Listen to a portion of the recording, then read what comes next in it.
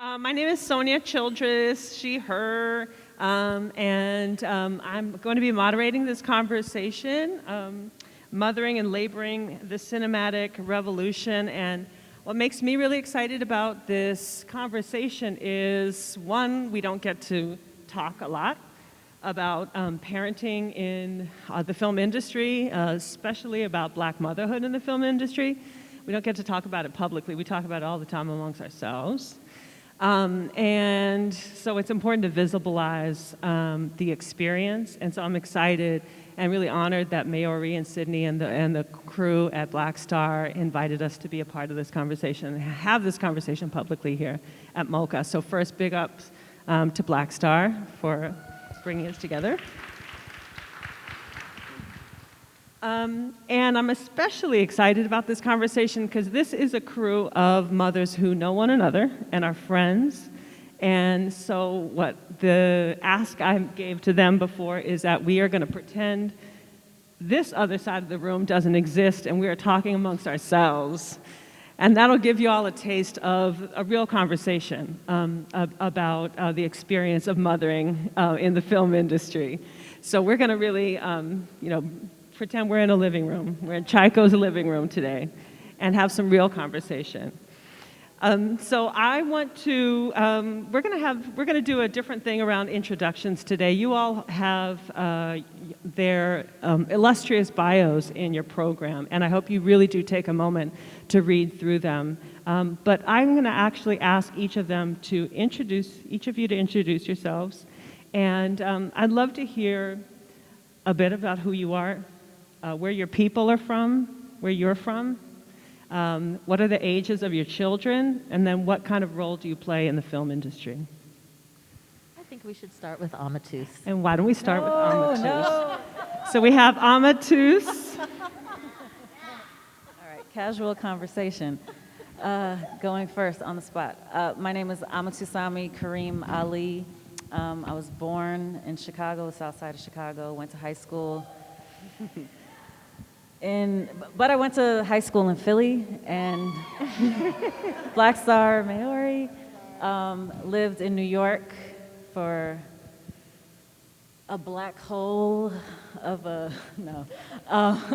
for an era, and then now currently a nomad. I have a daughter who is 4.5, and I'm a multi-hyphenate. Kind of really transitioned into film through my sound work, and all my friends leaving New York. Thank you. Yes. Numa Perrier. She's an actress too. She didn't say it, but she is. And a writer, and a producer, and a director, no? Yes. All right, so let's, make sure everyone knows. Okay. So, my name is Numa Perrier. I'm Haitian, born in Haiti, but then raised in small town USA, so very much Haitian American, both Black. I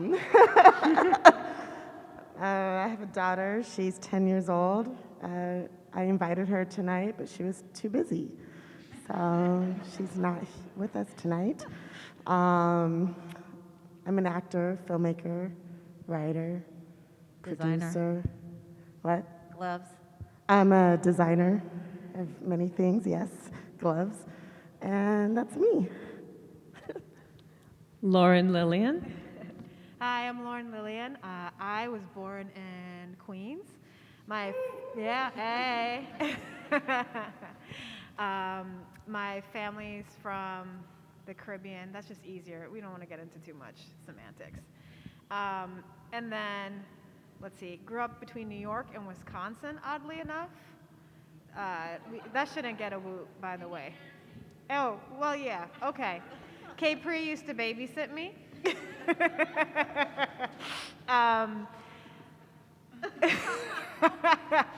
Anyway, I have a son who is about to turn 2 in a couple weeks, and another son coming in a couple weeks. So it's a little bit hectic as we just moved back to LA. And I'm also in the film industry. Still kind of working right now, which probably isn't a great idea, but you got to do what you got to do when things pop off. So I am a producer, an actress, a director, etc. Thank you. And last, Tchaiko Omawale. Hello. I was born in Rome. I'm Caribbean. I'm Jamaican and Guyanese, and I grew up in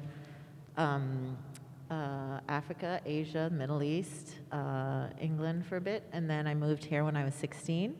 I have a very fiery baby who is 19 months, and I'm primarily a director, but I write and produce. Okay. Welcome to our panelists. So, you two are new mothers, relatively new mothers, Tchaiko and Loren, and Numa's the OG. Newish, right? And I have a 9 and 11-year-old, and I think back to when my daughter was maybe a year old, year and a half, and I was nursing, and I was working at a film distributor, and I would screen films while I was pumping at work, and I would watch social issue documentaries that were usually really depressing, and I would cry while I was trying to get milk to come out. And I remember, like, for the first time in my adult life, feeling like I never want to work a day in my life again. I want to be home with my daughter.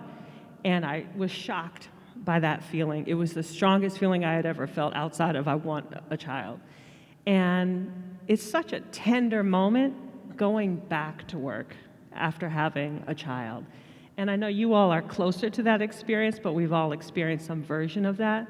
And that moment is a clarifying moment, coming back into work, into the person who you were before you had children. So do any of you, especially you, Tchaiko and Loren, want to talk about what, especially being new mothers in this moment with the pandemic, with the uprising, what has coming back to work felt like for you? Well, for me, and I'll start it off, I mean, you have a point when you're like, I think this is an American thing, because I feel like if I lived in Canada or Germany and I actually had 8 to 10, 12 months of leave, I wouldn't have in my head, oh my God, I have to go back. Because it's not like I had paid maternity leave, but I gave myself that time. But then there's a point where you're like, okay, I have to get back. And I'm also an editor, I didn't say that. So I was editing a project from home, and I was very clear I wanted to work from home. COVID came and kind of made that, I don't know that I could have pulled it off in the way that COVID pulled it off for me, but we were also scared to have childcare, so it was a lot of me working while breastfeeding, working while holding a sleeping baby, working on a deadline and him pooping in the bed at night and me having to change the sheets while trying to get something out for 6 a.m. Because it was East Coast time. So, I mean, I think that was interesting. I will say in terms of like the whole, George Floyd, Black Lives Matter thing, I felt, to go back, I didn't really have the experience of leaving him. We've only been apart once for 2 days because I had a death in the family.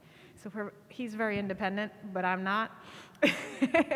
But yeah, but with the whole uprisings, I felt really, I had a newborn and I just felt horrible that I wouldn't go outside. I was like, I'm missing everything. I feel like I was waiting for this moment, and then here I was stuck inside with a baby. But I didn't want to put him in a position or myself in a position where we were not safe. And then I did have an opportunity to work on a project to deal with it, and that was a way for me to express myself. But new motherhood and working, and I was already working, and normally I would take on 6 to 10 projects or as many, and I just didn't have the sanity or the brain space. So, yeah. So it was a little bit of a pull here of like, what can you actually do versus, and everything becomes about the baby. Yeah, thanks, Loren. Tchaiko, you want to talk about some of maybe the challenges you faced getting back into a creative life, or what that felt like for you? I think I actually, You know, I remember more so being inspired than having challenges. I had the baby at the beginning of lockdown, like, yeah, pretty much early pandemic. And I had a C-section. I had really bad postpartum stuff. And so I was pretty much in a cocoon for 4 months. And I think if the pandemic hadn't have been here, I would have been in a much worse place because I would have been comparing myself to all my friends who aren't moms, who are like, and I have, you know, some pretty established and accomplished friends. They're on this panel as well.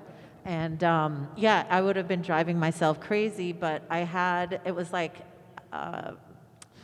COVID got rid of a lot of FOMO for me in the beginning. And then when I was 4 months postpartum is when I decided, okay, I'm gonna start to write again. And that's not paid, but that's work for me. And it was really beautiful. I was writing with a group of 3 or 4 older Black women who are all mothers.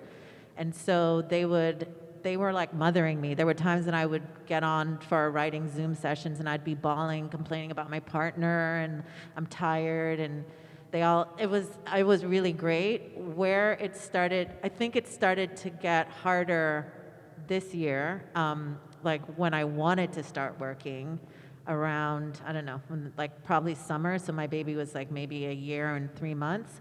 And then it was like, oh my God, am I gonna get hired? Who's gonna hire me? But I feel like the beginning of postpartum to me was kind of really beautiful. I like watched panels, I read stuff, I engaged with academic like books around motherhood. Like now I'm kind of more like, I need time. When I'm gonna have time? I'm gonna have enough money. Da da da da da. And my first paid job, I started working for money this fall, and for me it was great. I was like, I miss set so much. It was the first job where I felt like I was hired for me and not just as a diversity sort of hire. It was for like Black women and their hair. And then I did I did an episode of TV and I brought the baby with me. And I'm like very clear that I do not want to leave my baby. Like I want to be paid enough that I can travel. And I had to pay to work, kind of. Yeah. That part. Yeah. Well, I mean, you know, I want to hear Numa and Amatus, what that piece, what did motherhood clarify for you? Creatively, politically, like what crystallized as you became a mother, now that you're further along in that trajectory? Can I just say one thing? Numa was the first mother that I knew that was an artist, and every time I had a story in my head about I couldn't do it, I would always think about Numa because I met her. Yeah, I met her before she had the baby, and she was already like amazing and making these beautiful gloves. But when she had her baby, to me, Numa's career, and I don't just mean like getting paid, but like what she was doing, just like skyrocketed. And that was always a thing in my head of like I can do it. Like Numa did this, and anyway, I just wanted to say that. I'm gonna piggyback on Numa. Do it. I think it's When like really incredible to I was- have somebody to look to. I was before I became friends with Numa, I stalked Numa online with Black and Sexy TV. And it was the Numa, the Mumu short haunted me. And then when I moved to LA, she was actually in my acting class. And I was like, oh, snap, it's Numa. And I wear muumuus every day, and you know, it's crazy. But so yeah, and she was a mother, and I was pregnant in the class, and so that was just a magical moment. And then also to really what clarifies womanhood, being a mother and being an artist is finances and time, and all of the politics and real realities that allow you to work and find fulfillment. So also to echo what Tchaiko said, if you're an artist, maybe you are actually paying to work because you need childcare, you need, at that time I was doing a lot of sound work and theater, so I'm already making minimum wage, and then on top of that, and doing it for the love, like working with incredible incredible people, but all of a sudden that had to stop, and you have to pivot. So it like whatever you're doing will, challenge you and push you all the way, whatever is going on in your world. Numa, what has motherhood clarified for you? I mean, I feel like so much is still getting clarified. It's a constant. I look at motherhood as a form of art in a way. It's a practice and it's a creative process. But, I did feel, I guess I was also pregnant in that class, but years before. Same class I was pregnant in. I just remember feeling like being pregnant was such a creative process in and of itself that there was never really a separation for me between going to a different place. And my biggest heroes, like Maya Angelou and Toni Morrison and Audre Lorde, they all had children and were parenting through their art and through that process, through that creative process, and wrote about it, and also separated from it as they continue to define who they were in their art. So I feel like I'm always constantly rolling through that process. There was never a time where I stopped working or creating. My daughter was on set with me at 5 weeks old, on the boob, while I'm on set, producing, sometimes directing. I did naturally go through, when I first found out I was pregnant, this very bright light of fear, like, oh my God, what the fuck, how am I even gonna be okay? And in a lot of ways, I didn't feel safe, so I couldn't at first really see what that future might be like. But within kind of that first week of accepting and going, oh, I've always wanted this, I've always seen myself as a mother, I've always felt like I've mothered so much in my life, I've always wanted to have that experience. It's just something kind of just dawned on me and quieted me and said, no, this is the perfect time for you to become a mother. Even though it was way before any of my friend group were entering that space, but I felt like I was as whole as I could be at that time, so it was the perfect time for me. But things are continually clarifying and continually, it's like always a surprise, always a thing. And I'm just glad I have some friends along the journey with me now, because I was really kind of the only one in my friend group and definitely in my filmmaker circle that had a kid. So, we're going through it. What I love about that is, I'm glad you talked about Toni, and I'm glad you talked about Maya, because I think a lot about the sort of spiritual or the literal models of Black motherhood that I look to. And oftentimes we're looking at these, great figures as the model for us because they seem to have done it with such grace. Even when it was messy, it was instructive as a model. And what I also love is that sometimes our models are to our left and our right, and they're not up there. And I love to hear when women say that to each other in front of each other. So I'm appreciative of hearing that today. But why don't we bring in those, spiritual or literal models that we look to or we think about as models for us in Black motherhood? I know, Tchaiko, you mentioned Camille Billups is one for you. Yeah. I just, as an artist, I really love Camille Billups. She's super.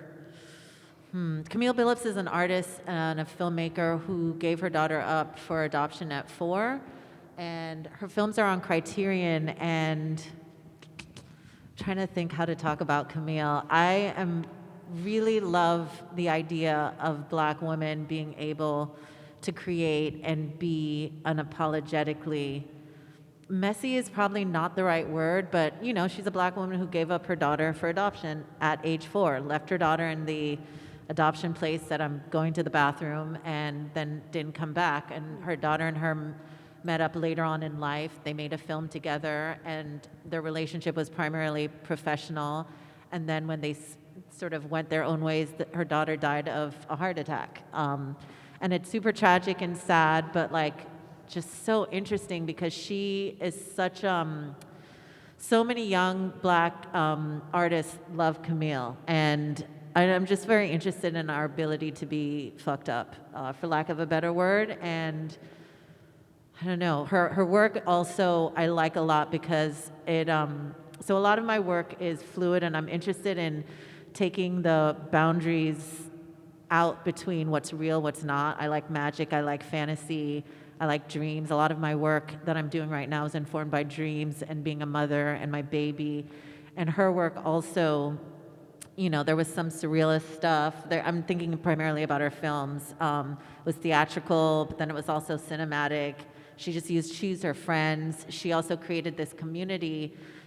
I'm going to call it a salon. I don't remember what she called it, but in her apartment, her husband and her would interview artists, and not necessarily artists who were famous, but just artists that she knew. And then they had a huge archive of these interviews and these salons. And I, spiritually, I'm very titillated by the lights and the glam of Hollywood. And spiritually, I know that those things are not good for me. And so I like the idea of having my practice have some like offline, non sort of public gathering of people. And yeah, so I think about Camille a lot.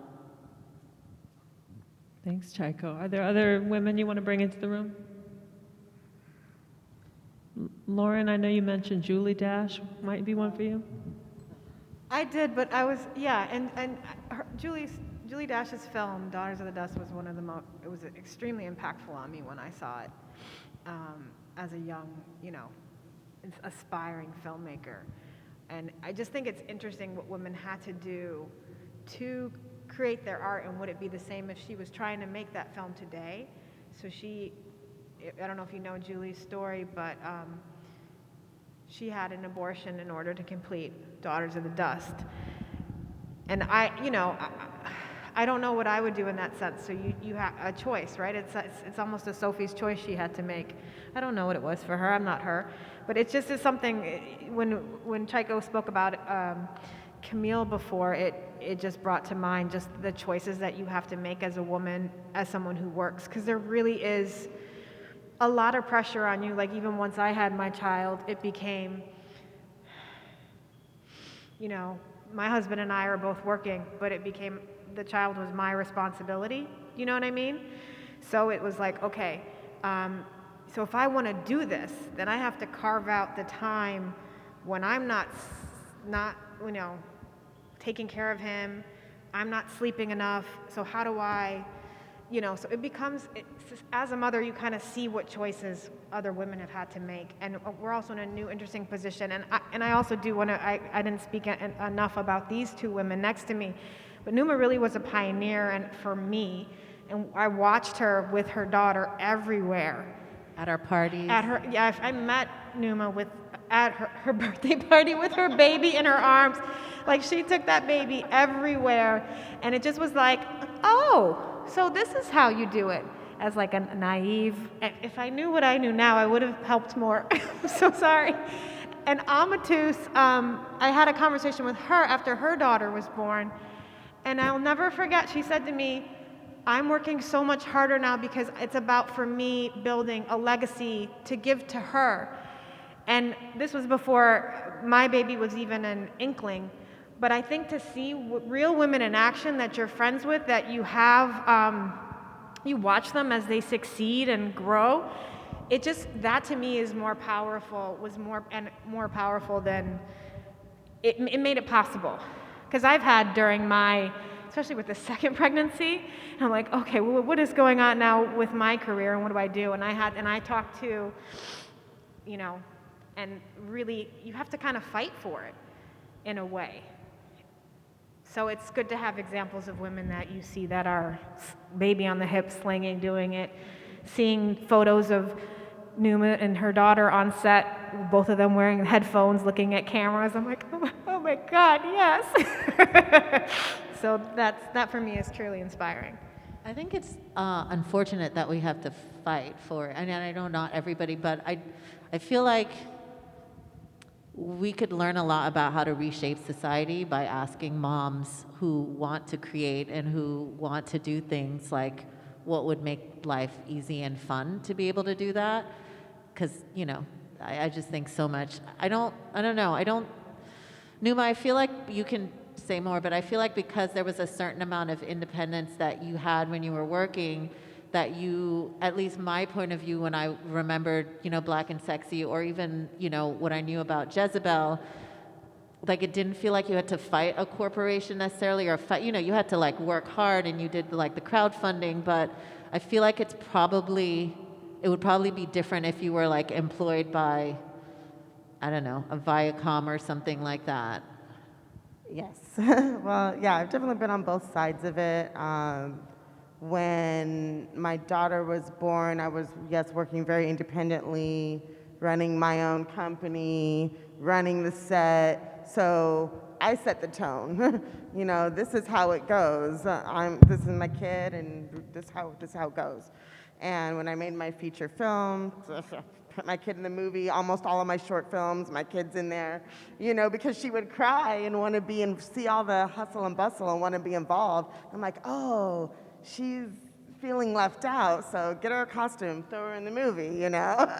Now she's making her own films, and it's funny because it's true, you would never not see me with my daughter. I'm like, I had been so used to compartmentalizing all of these areas of my life, and I really realized that I could not do that. I couldn't really separate like being a mom and being a working artist from each other. I had to find a way to fold her into that. So I had to set that tone. But I will say, to your point, Tchaiko, I directed a movie this summer for a big corporation, Netflix, in New York. And so I had to be in New York for about 4 months. And I was like, fuck, like, how am I gonna, I was just so happy that it was in the summer. And I said, okay, so I usually split the summer with her dad, who I co-parent with. So while I'm in prep, he'll have her. He happened to also be traveling to New York over the summer, so he flew with her to New York, dropped her with me. I flew my friend in so she could be the childcare. We were supposed to shoot the French hours, the 10-hour days. And then about 2 weeks... Wait, was French hours because of you or because... I'm getting there. So it was because of COVID. Probably COVID. So, but I run a 10-hour set anyhow, or I try to. Because, when you talk to people on the crew, almost everybody has kids,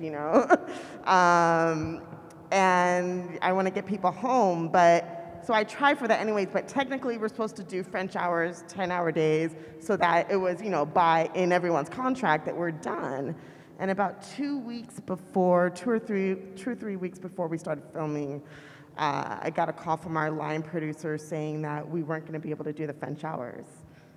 So now, even though I run my set on 10 hours, there's going to be expectation of the 12 hours, which is really 14 because you've got, and so that just threw all of my shit off because I brought my friend out who loves my daughter and my daughter loves her, so it was like perfect. But that's asking for like an extra 4 to 5 hours out of that. It was a whole thing. So I was like, no, we have to go back and that's just not gonna work for me, And all of those fears and stuff came up, not like I was gonna be replaced on the film or anything, but just that I was gonna have to push back on this thing.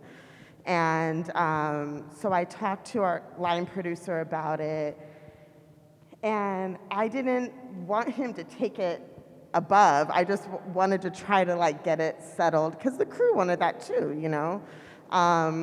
But he ended up saying something to other producers, and I was like, fuck, I got a phone call. And it was like, oh my gosh, from a woman, oh my gosh, we're so sorry. We didn't even think of this. Whatever you need, you know, if you need to have extra childcare, fly someone else out or whatever. I said, it's really the time.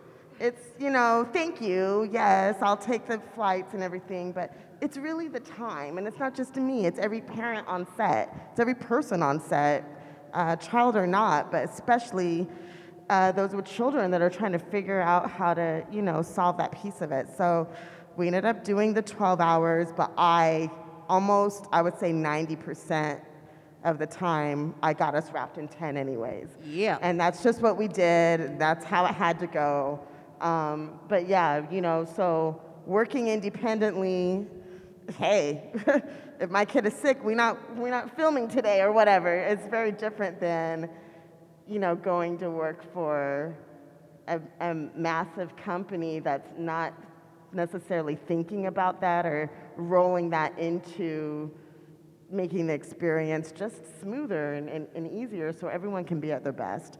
So, you know, I'm moving through those waters as we all are.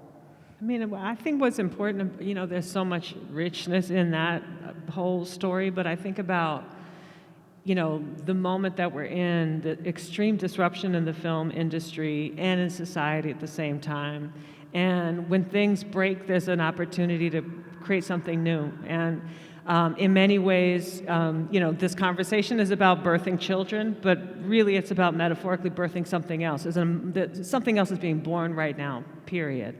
And we're all part of that labor pain that we're all experiencing, right, societally. And I wonder, there's a moment, you know, people talk about a racial reckoning, but there's a labor reckoning that's happening right now too. And in many ways, that labor reckoning is being led by mothers and parents who are saying it's untenable. That question of being asked to balance something as if it's your magical way to balance something that is, you know, not meant to be balanced, right? And so there's an opportunity there to change or challenge the structures that make it so difficult, especially for women, especially for Black women, to have creative lives and to work. And so I wonder what you all, you know, metaphorically are birthing in this moment, besides the children you had. In your creative life, in your work, what are you birthing? What new world are you birthing? Amatus? I'm halfway finished a script, and again, time. Like most of throughout COVID, I've been really in creative development, which has been a blessing. On Zoom, a million meetings, not having to just interface with the screen, which in a lot of ways I think is good for everyone. And then just really carving the time. I don't know if anyone's read that book, We Live for the We, by Danny McClain. Amazing. But yeah, time, and it's not just time, it's balancing emotional connections, you know, with your child or your household. And yeah, so birthing a film is my main priority for myself right now. Anyone else want to share what you're birthing right now? Yeah, I am birthing myself. My old self died, and now I am birthing a new Tchaiko. In postpartum, I was doing these movement generation courses. It's a nonprofit in the Bay Area, and Danny McClain, who wrote We Live for the We, along with some other of my college friends, one of whom wrote Emergent Strategy, Adrienne Marie Brown. A lot of the things that we were, and a bunch of us are moms, that we were talking about was how are we affecting change? And so for me, I've been working, and birthing I think is a process, so it's not like you're on one side then you're on the other, but how can I do shifts in very small ways and very deeply? And so again, for me, it's my community. I'm very, very intentional about Black women and developing my relationships with Black women, trying to be the person that I want my child to see and know that, like, basically be the person that I want my child to be, and to look up to. And it sounds really simple, but it's pretty hard.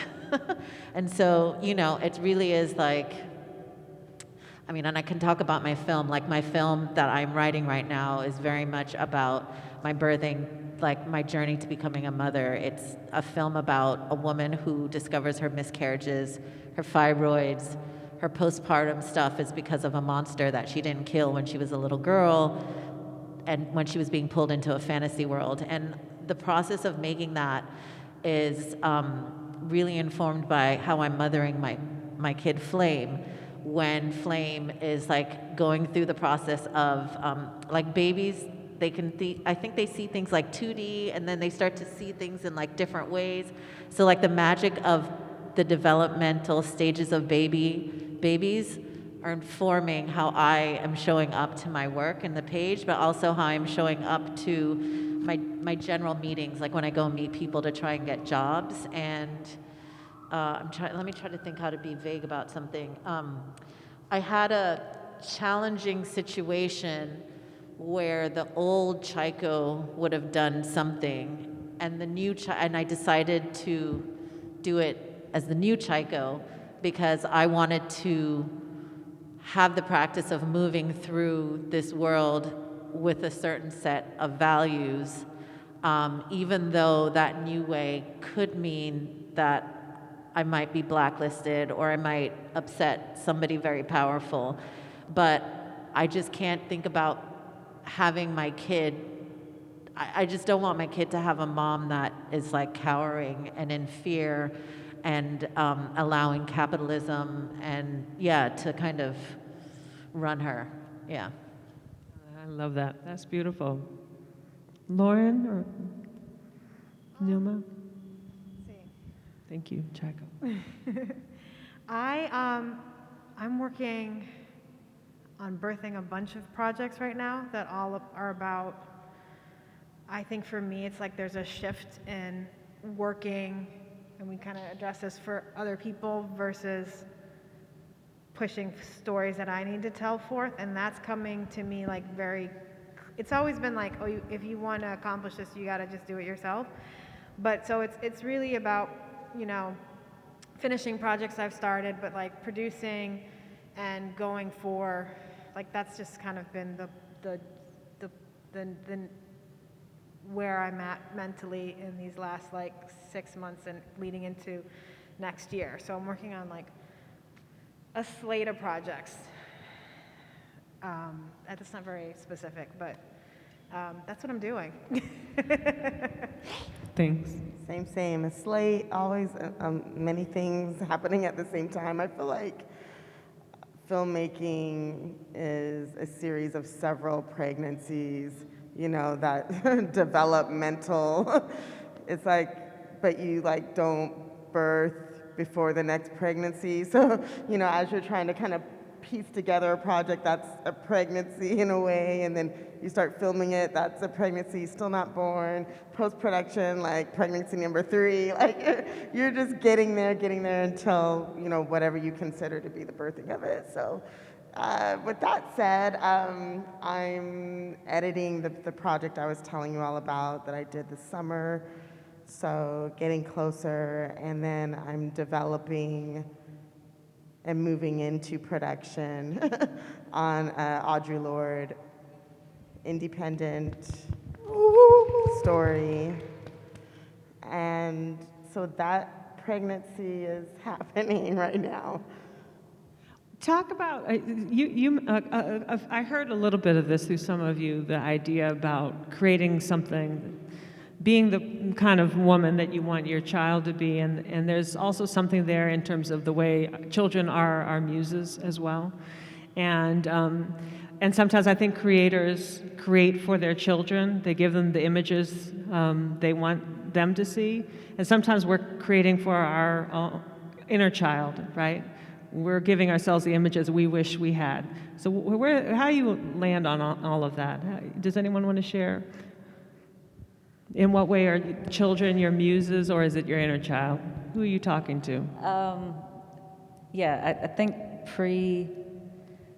Pre-motherhood, I definitely love darker, more violent.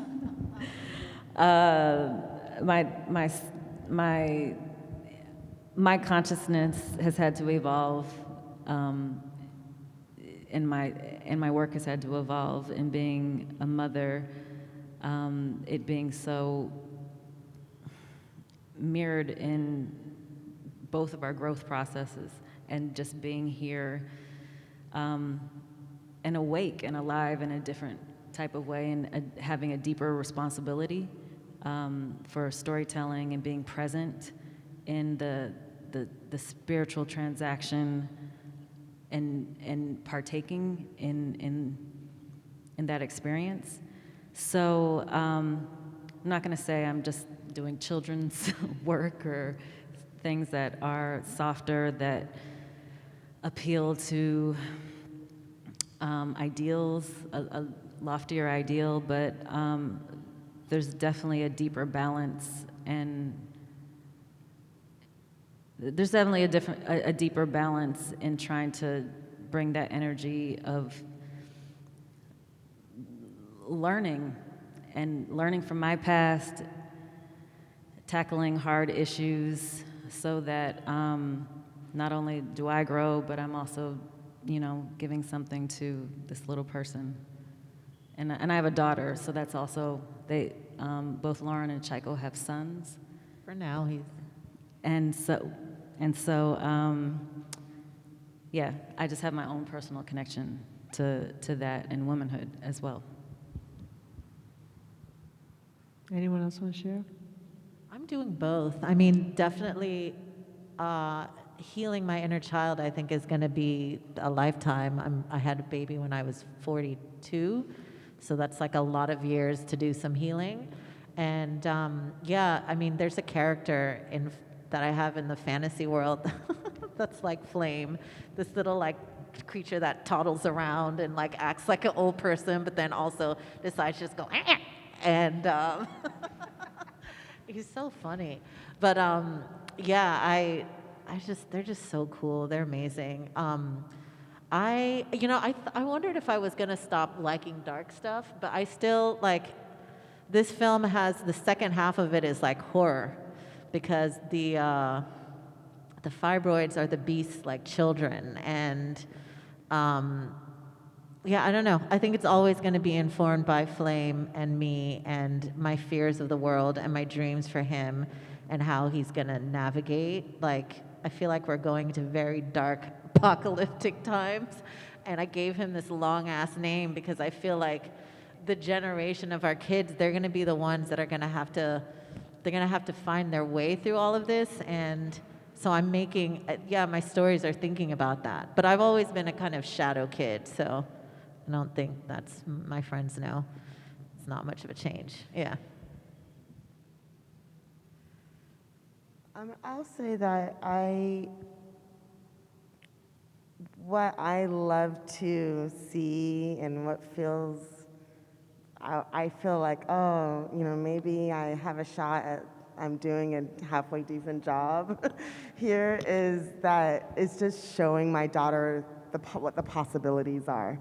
Because I definitely, anything that was possible lived in my imagination. It wasn't because I saw an example of those possibilities. So that really moves me to be able to do that, whether she cares about filmmaking or art, and she does, which is cool so far, but whether she, continues on that path or not, just to be able to give her that experience and let her say cut, and I'm always a little bit toggling kind of like with the stigma of like, oh, you bring your kid to set, there you can kind of be looked at, in different, and there can be different responses to that. But they're always. Do people look at you strange? Well, it's more the wondering if they are or not, or if this is, You're the only if one. they're thinking that they're, is Numa distracted today because her daughter's with her or whatever, and also because your mind is on, like, where's my kid, you know? She's supposed to be right there, where is she, you know? And so I don't bring her to set as much. It's like the more they can move around, the less you can always see them. That's why you don't see her. Even tonight, she don't want to be here. But if she were little, she would be here. I've been on panels with her in my lap, you know? But what was I going to say? Oh, but just showing her those possibilities, being able to bring her to set. So she just has that impinge. She has that memory. She has that idea that it's possible, and so she can be more free, you know, in the choices that she even has to pursue or to express upon. Like, that makes me feel like I'm doing a halfway decent job as a mom, and that's very fulfilling for me. I think that's like a great job. I mean, there's so much. I want you to be my mom. Yeah. So many people say that to me. Can all be my children, yes. I love it, I love it. I call Numa crying at times, or I text her crying. I call you crying. No, I'm sorry. I'd love to open it up and see if there are any questions. If there are any questions from the audience for these mamas, or a comment, something that got brought up for you in what you heard. Come on, guys. Make us feel wanted. Make us feel seen. Yes. Make up a question. You're in the living room too now. You're in the living room too. I'm wearing my. Oh, is this okay? Oh, okay. Hi, everyone. Thanks for sharing so much. My sister. My sister, yes. It's not. What you guys are doing is amazing. It sounds very romantic to me, and I'm just curious if you've ever felt, and feel free to answer or not, resentful as a mom, as it relates to obviously being a mother and your work, what you've been able to do or not do. If you've experienced that and how you've processed it, and maybe it's you put it into your work or not. So I'm curious if you could talk about the Great dark question. side of that. Resentment. Ooh, Go ahead, that's Numa. good. I won't say resentment. That's not the feeling that I've had, but I will say that I terminated 2 pregnancies after my first child, and I didn't know if I could run that race again. So that is something I have a lot of emotion about, and there's a lot of complexity, around that, and I think about that a lot. So yeah, it's more that being a mother has affected me in such a way that I don't know that I could start that engine again. So Thank you for sharing that. This is why we love Numa. I will have these feelings that come up, and it's with time, where I'll be like, oh, I just want to write this. And then the other part of my brain will be like, Tchaiko, do not put that energy on flame. You really wanted him here. And then I will like the sort of yellow brick road of like my cinematic practice is whatever I need to be doing, that's going to be the best way to do the thing I'm doing. So if I can only write 2 hours a day, then that's actually a great thing. Like there's going to be a different beauty, a different kind of magic that's going to come from the script that takes me 8 months to write a first draft because I can only do 2 months. And I actually think it's, for me, I think it's like a pretty beautiful thing for my kid, or the presence of my kid, to kind of be I don't know the words, I'm going to talk with my hand. It's kind of like a seesaw, like, come back, Tchaiko. Remember, you can have faith. Come back, Tchaiko. Remember, like, staying up all night long is going to decrease your milk flow, is going to make you cranky in the morning. So go to sleep. Remember that you can, like, this is your praxis, if you want, of, like, being an anti-capitalist, of not hustling and working. And the baby, more so than the intellectual knowingness about, like, how I want to be a radical Black filmmaking mother, is so much more present to me of like how I want to show up and how I would like other people to show up. Like I hate hearing people talk about hustle. I hate it, I hate it, I hate it. Because literally your body, if you're a birthing parent, your body tells you exactly how shit is not supposed to go with your working. Like literally, if you are stressed out, you cannot make milk. Literally, if you are not sleeping enough, if you're not eating right, if you're not having your pasture-raised beef, like all of that, you cannot sustain in the way that I would like to sustain the thing that I created. And I want to bring that over into filmmaking. What would it be like if we could all work French hours like Numa does, or like even 8-hour days? Like what would it be like if, you know, if Camille Billups had like lived in a society where she could have gotten pregnant and then had her grandma or her cousin or her aunt watch the kid while she went off and like had an amazing life. And I'm like going off a tangent. I don't remember why I was saying this, but anyway, yeah.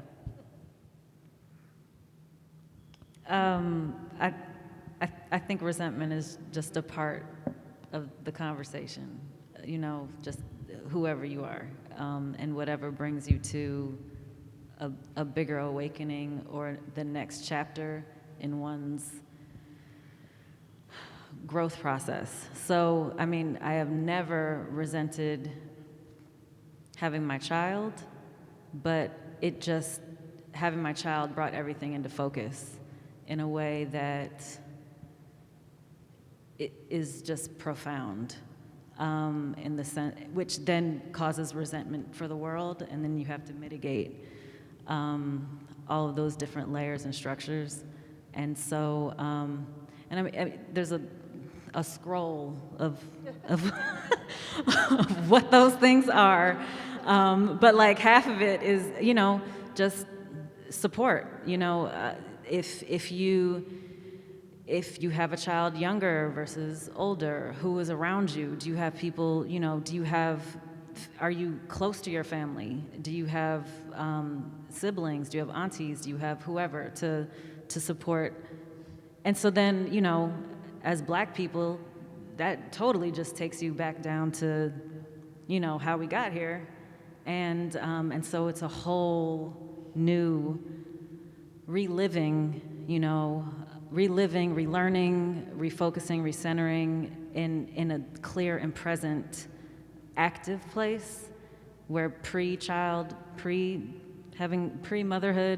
you know, you can wade in different waters and hide and be comfortable and then have an experience, you know. So, you know, it's the siren scream of resentment all around that you know, that you navigate. You know, there's something that, as you were saying that, I started to think about, of like mothering not just being like a biological, you know, like you gave birth, but thinking about how much I've learned about mothering through my friends who mothered, but also through, I know I don't have a ton of trans women who are friends, but you know, the folks that I do know, like how much mothering they do, you know, and yeah, I just think there's a lot of places where we can mother and we can learn from the way people have mothered, whether they're, you know, giving birth or whether they're mothering in other ways. I had a more articulate thought, but it went away. You think about Octavia Butler didn't have children, but she has legions of spiritual children, right? So there's lots of ways, ballroom, motherhood, there's lots of forms of motherhood that don't get exalted in the same way as vaginal birth motherhood does, and maybe that's the problem. I have one last question, because I know we have to close, and I think this question is about this moment that we're in. In some ways, you know, there is like it's like we're in a new Harlem Renaissance. We're in a cinematic Renaissance. There is, there's an energy among creatives, especially Black creatives, I think, in this moment that is palpable. There is like just ideas and freshness and collaborations and camaraderie that is, you know, creating some extremely beautiful dynamic work. At the same time, the shit's falling apart all around us. We are like looking at a dystopian future. And we are parenting in that moment as well. And so we're holding both of those things, this creative energy around us, and then seeing things fall apart around us, and holding children in the middle of that. And so what in this moment makes you hopeful as a Black mother? And then we'll close. I If knew it was anything. telling me to go, so I know what that means. Go. Just a light question. It's just a light question. I mean, honestly, the one thing that gives me hope is my child. Like, he has so much confidence and hope, and he's so, oh my God, I wish you all knew him. He is a force. He is a force, and I feel like my job as a parent is to make sure that no one takes that away from him. And I don't want to speak in the negative, like, but that he keeps he's very powerful, and he's very confident, and he knows who he is, and he's not even two, he's known who he, so I think that honestly is like, you know, with everything, it's just like, okay, it's really all about this new world that he's gonna come up in. Like, this whole COVID craziness, it's not going anywhere, but for him, that's all he knows. Like, it's just the world he knows. And so how he navigates that is gonna be completely different than how I would have as a child. But he's completely different. I don't know who he came from. Like, he's completely different than myself. He doesn't look like myself or my husband, arguably. He has my hair. But, like, other than that, like, you know, he's his own force. And that is my hope. And I know this one will be, I know, you know, who knows? We'll see. Thank you, Loren. Same, what she said, yeah. I mean, if we can't put our hope in the kids, like, where can we put the hope, you know? They got next, and yeah, hopefully we lay the ground in the best way we can, but it's also like, well, there's the ground that was laid for us too, you know? So you just, I try to live moment to moment in that, because that's a lot for me to think about, but I overall feel hopeful for the next. Yeah. Thank yeah, you. I mean, I think as a mother, I wouldn't have gotten to this place without having faith. And if our people haven't been, you know, have gotten through things before us that were much tougher, you know, it's a tough time. We had 9/11, however anyone was affected by that, or, you know, the 80, you know. So, yeah, in some ways, this is a very hard time, but in other ways, this is the time to root and ground and bring a new hope and faith, individually and then with others. And it's got to be that serious. Thank you. Gen Z gives me hope. I think they're so cool, and I'm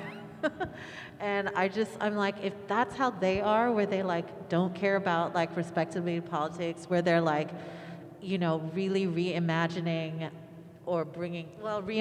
for our time like what gender is. I'm just like, that's what makes me excited for, well, when Flame is a teenager, like what things that seem binary and boring and oppressive will like be just like smothered or like dissolved. And then in terms of like the planet going to total shit, I think it's like maybe for, you know, I think it's my creativity that maybe, I don't know if it's escapism or if it's hope, but I've been reading a lot of stuff about like mutations, and I don't know, I just feel like maybe things will get really bad and then humans will mutate to some other animal form, and I don't know, things will keep going. But that makes me feel better, I think, is that we don't necessarily have to stay in this form, that we might become different beings, and maybe that's a good thing. But that's also like very, I don't know, in the creative bubble, and that's where I'm safest, yeah. And that's what we wanted. I want to thank you all for sharing, for answering the questions I wanted answered. Tchaiko Omawale, Loren, Lillian, Numa Perrier, and Amatus Ali.